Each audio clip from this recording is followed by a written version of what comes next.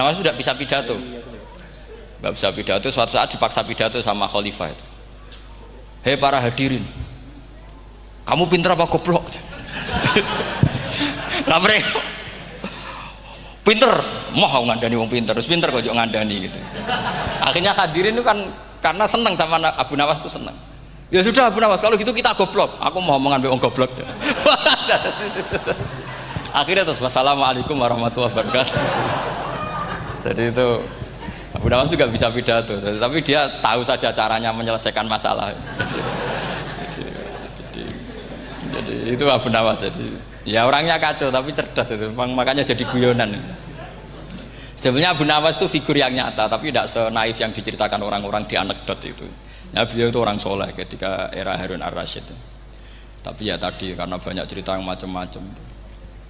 Ya, Abu Nawas itu makanya ini cerita anekdot. Jadi riwayatnya nggak jelas tapi lucunya jelas. Jadi itu. Dia itu mangkel punya tetangga profesor ahli astronomi. Adik ini aku mau iso omong kok. Abu Nawas mau pinter molak-malik omong kan masyhur itu, dia cerita hari Senin tanggal sekian lihat Abu Nawas di alun-alun mau terbang. Orang lihat semua itu Abu Nawas itu ya sudah di podium ya hanya gitu-gitu. Kok nggak mau terbang-terbang? Ya mau itu ya tidak. Wassalamualaikum warahmatullahi wabarakatuh. Yang bilang Abu Nawas terbang siapa? Abu Nawas mau terbang. Yang namanya mau itu ya tidak.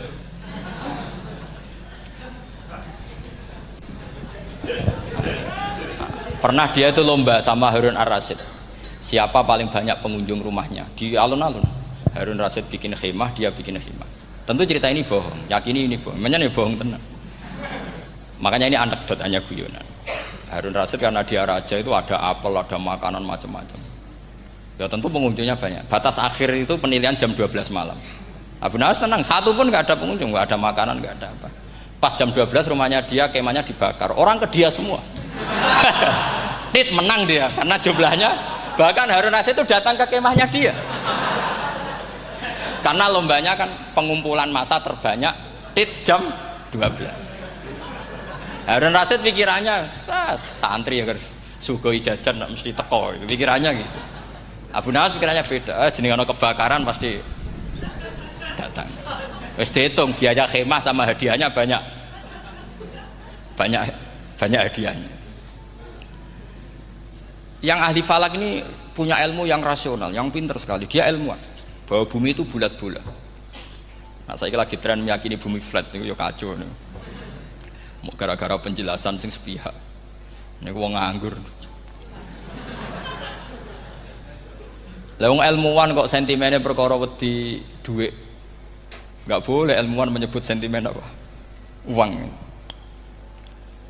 Akhirnya bumi itu bulat-bulat. Jadi kalau Anda jalan ke timur terus nanti ke titik yang sama. Abu Nawas paham karena dia memang enggak ahli sains gitu. Suatu saat si profesor ini kemalingan, malingnya melayu ngetan. Terus minta tolong sama Abu Nawas, kejarlah maling itu. Kemana? Ke timur. Dia ngejar ke barat. Ditanya sama profesor, saya udah bilang larinya maling itu ke timur, kalau kejar ke barat nanti ketemu di titik yang sama. Jadi, akhirnya profesornya ngerti, oh ngenyek tuh. Jadi, nah khawatir saya nanti kalau santri-santri tidak pinter ilmu, terus pilihannya ilmu kayak Abu Nawas, jalan pintas tadi. Karena belajar falak jelimet, belajar faraid apa? Jelimet, ada aul, ada roh, terus semua ada masalah yang ruwet-ruwet terus. Akhirnya mau olah bicara. Ini musibah, inna lillahi wa inna ilaihi raji'un. Itu tidak boleh. Quran tidak mengajarkan itu. Quran tetap mengajarkan ilmu meskipun ada nilai seninya. Ya tadi nilai seni tadi misalnya Allah mencontohkan daraba wa masalah rajulan fihi syuraka. Terus kedua uniknya Quran itu begini. Setelah dipikir itu nyata-nyata lebih detail. Misalnya begini.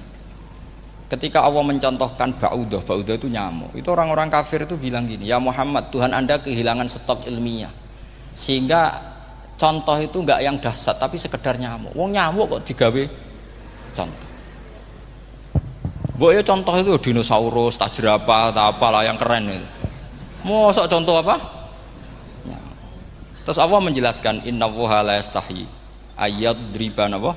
Matsalamma. Contoh apa saja? Apa saja itu ditafsiri ba'udatan fama fawqaha. Entah itu nyamuk, fama fawqaha. atau yang di atasnya nyamuk, maksudnya di atasnya itu fil killah atau fisighor, atau yang di atas nyamuk yang lebih kecil ketimbang nyamuk. Sekarang saya contohkan kata Rasulullah, contoh yang kecil saja, nggak usah bikin nyawa, nggak usah, itu terlalu mustahil. Seorang pemahat patung, terus kamu pesen, Pak aku gak eno patung gajah, mesti muni sanggup. Tak muni, Pak gak eno patung gajah, ukurannya ya semestinya gajah, oke. Tapi Pak aku gak eno patung nyamuk, ukurannya ya sak nyamuk. Kira-kira sanggup apa enggak? Artinya ketika Allah gawe nyamuk itu lebih sulit ketimbang gawe gajah, apa lebih mudah? Lebih sulit. Karena nyamuk yang sudah kecil, dia punya alat kelamin terus seberapa juga. Alat kelaminnya juga tetap harus ada lubangnya, terus seberapa juga. Temen saya malah ada yang cangkem elek bilang gini, lalu ya punya kumannya seberapa. Nah ini pentingnya ngaji akal. Kamu jangan hanya bilang, wow dinosaurus, jerapah, seru nyamuk.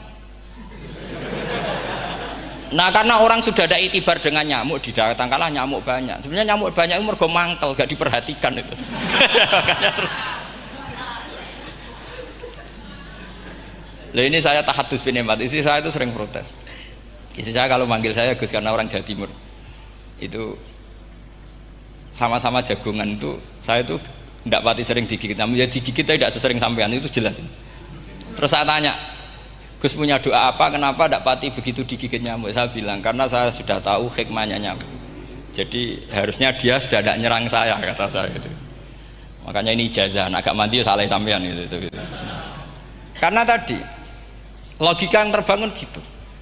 Kalau Allah bikin gajah, melubangi belalai gajah itu masih masuk akal. Bahkan saat kita bikin patung masih bisa. Tapi kata tadi nyamuk itu sudah kecil, harus punya usus, harus punya alat kelamin, harus punya telur. Telurnya juga detail lagi. Ini disebut innallaha la yastahyi ayyadriba mathalam ma ba'udah. Sehingga ba'udah di mata ahli tafsir, di mata ulama ini contoh yang luar biasa. Tapi di mata orang-orang yang nggak seneng mikir, kok terima nyamuk itu. Makanya saya minta kangkang di sini bisa makan itu harus syukur. Makan itu luar biasa. Saya itu sering nyontohkan di Jogja. Saya punya temen sakit, kalau nggak ada obat dari Belanda itu mati. Kalau ini nggak dapat obat bagus dari Belanda atau dari Jerman itu meninggal. Berapa bulan lagi matinya? 3 bulan. Kalau nggak sampai dapat obat mati 3 bulan. Oh masih mandi obat yang di Jogja, apa itu makan atau minum? Kalau orang nggak minum nggak sampai 3 bulan sudah mati. Boy orang itu mikir seperti itu. Tapi kita ini kalau obat dari Jerman, dari Belanda itu hebat. Kalau enggak kita mati sebulan lagi, 3 bulan lagi. Allah bikin obat pada kita tiap hari, yaitu kita bisa makan, bisa minum. Itu kalau sekali nggak makan 5 hari bisa mati sama. Tapi kita karena ngakan itu hal yang biasa, nak duit iso utang, terus dianggap biasa. Ini kalau ulama masalah besar. Punya otak seburuk itu masalah besar bagi ulama. Sehingga Allah tidak malu ketika ngendikan kulu wasrobu, tidak malu karena makan ini urgen, sangat penting. Dan Allah tidak malu meskipun Quran itu temanya kelas tinggi, biasa Allah mengatakan jong kowe kulu minta ibadi marusang nakum, kamu makanlah. Karena minum obat itu kebutuhan kita ketika sakit. Tapi kalau makan adalah kebutuhan kita sihatan wasukman, saat sakit maupun saat sehat. Nah, kalau Anda dengan kualitas ini, ketika Allah membicarakan makanan itu Anda akan respect sama Allah karena memang ini urgen betul. Tapi kalau Anda cara berpikir gini, hanya cari goro ibal ilmu yang aneh, yang seru, kamu baca ayat itu akan menjadi biasa-biasa saja. Dan itu masalah bagi mahabbah Anda pada Al-Quranul Karim. Ya saya kira demikian. Terus mangke saya pikir tidak etis ya, kan ini Jumat nanti sing biasa itikaf nanti terganggu. Nanti saya ada problem. Ya kalau ada tanya jawab ya saya mohon tadi ya, karena ini zaman akhir saya memang butuh sekali. Kenapa saya mau datang? Satu, hormat Kiai Hanan. Dua, saya memang ingin banyak mufassir lagi, jangan hanya lewat baca terjemah kemudian merasa menjadi ahli apa Quran atau ahli tafsir. Itu musibah besar itu masalah besar itu. Ya pokoknya saya mohon lah ya setidaknya gitu. Misalnya orang kafir, kamu cari saja orang kafir. Ternyata ada yang harbi, ada yang dhimmi, ada yang mu'ahad, ada yang mustakman. Lalu dalam tarikh ada kafir Yahudi, kafir Nasrani, kafir ahli kitab. Kalau di fikih ada kafir yang lahum kitabun, ada yang tidak lahum kitabun. Kalau yang lahum kitabun disebut ini kitabiah kholiso, yang tidak itu kan beda-beda di fikih. Boleh nikahnya ndak, khilu dzabihatihim atau tidak, itu kan detail sekali. Makanya saya mohon ini latihan detail. Oke, sampean tetap ngaji, sering khatam itu bagus karena mengumpulkan semua ilmu. Tapi sampean harus menganalisis secara apa? Saya dulu ngaji Mbah Mun Muslim ya kilatan, tapi saya ngapalkan sama Gus Subab. Gus Subab putrane Mbah Mun, dulu muridnya Said Muhammad. Saya itu tak pelajari lagi di rumah, tak analisis lagi setelah besar sampai sekarang, karena ya itu beda. Kita selalu Robbi zidni apa? Ilma. Misalnya begini contoh ya, contoh. Kita mungkin tahu maknanya ayat tertentu itu begini. Misalnya begini. Faqula lahu qaulal layyinal la'allahu yatadzakkaru aw yakhsha. Musa dan Harun, jika kamu datang ke Fir'aun, maka kalau ngomong, kalau dakwah itu qaulal layyinan, dengan dakwah yang halus. Nggih, qaulal layyinan.